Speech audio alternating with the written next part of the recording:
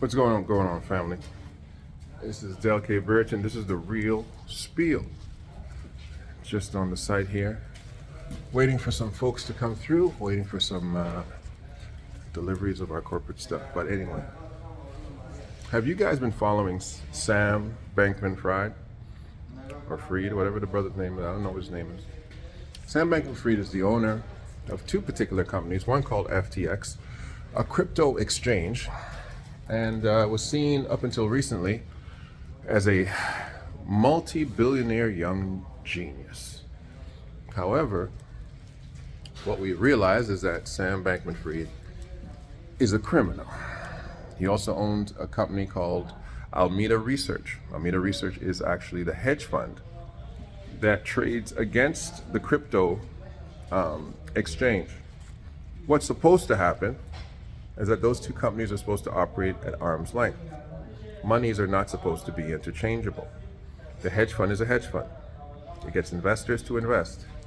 However, what has been happening is that Mr. Bankman has been taking the crypto investors' money, giving it to himself in the hedge fund, and gambling their money, and essentially buying himself millions of dollars of real estate, buying it for his parents, giving away millions of dollars to individuals in politics, and essentially developing the most egregious Ponzi scheme in the history of the world. Approximately $26 billion has just simply disappeared. Now, took the authorities a little bit of time, but once they started to do their research, they went and arrested old Sam. Arrested him in Bahamas. He was hiding out there with his parents, and they bailed him out for $250 million. So that's catching you up. But what's come to the scene now is that recently, all of those crypto wallets, and for those who understand crypto, I don't know if anybody really understands it other than Sam, but essentially crypto wallets are what stores your particular money, your particular commodity. Your crypto commodity is stored in your own individual wallet. It's like having your own debit card or your own bank account that nobody can access. But what has happened was everybody's wallet was closed. Everybody's wallet was locked.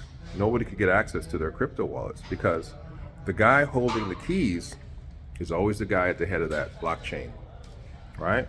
The head of the blockchain always holds all the keys. He can open it and close it as he feels like.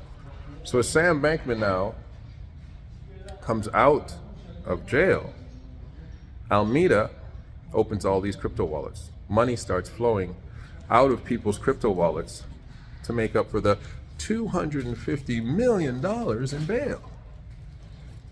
So this guy gets out of jail, okay, and starts doing exactly what he was doing before he went into jail.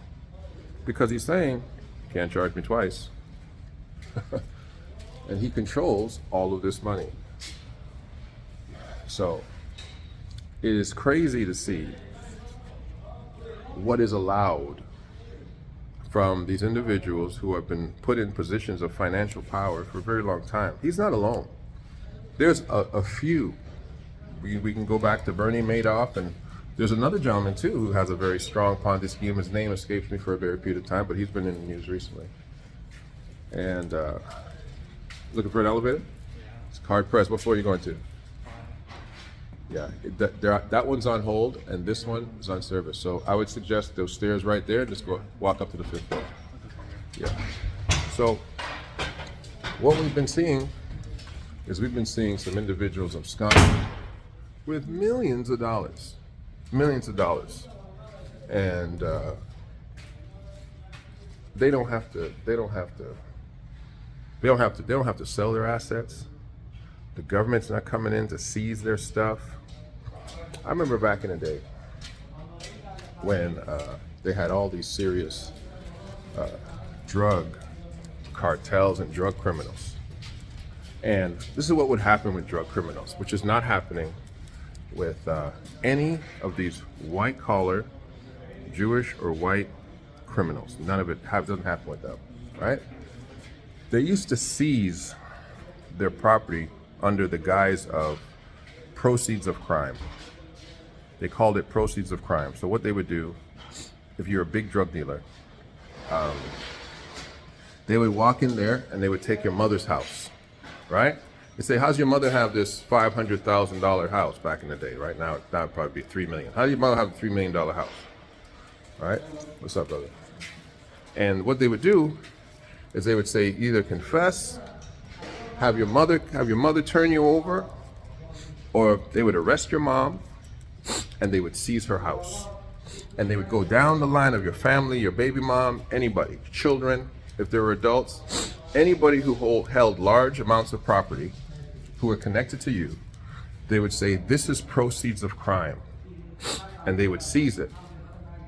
Notice how we have not heard that they have seized Sam Bankman's parents' homes, the land. They've not freezed anybody's bank accounts, right? Because they're not going to the same distance that they used to go for us when we would come up with our hood money. They're not doing that. They're not going to those levels. They're letting this guy skip in and out of jail. $250 million of bail that came from that he's taken back from the stolen $26 billion he's taken. Of course he can put up $250 million of bail. It's not his money. And they still haven't taxed this guy personally. He's free. He's on the street and he's still absconding with people's money. Think about it. This is The Real Spiel. This is Del K. Brereton. Talk to you soon.